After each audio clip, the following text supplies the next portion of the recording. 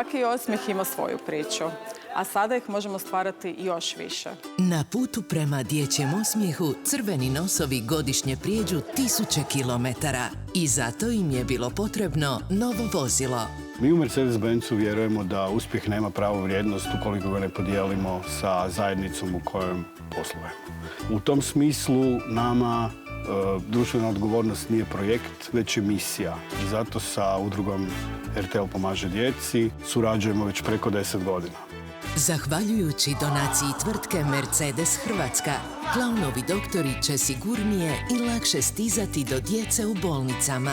U ovom konkretnom slučaju je dječji osmijeh najbolji rezultat podrške. Za idućih 500.000 osmijeha. Hvala. Idemo po novih 500.000 osmijeha! Hvala RTL pomaže djeci i Star Importu na donaciji vozila crvenim nosovima.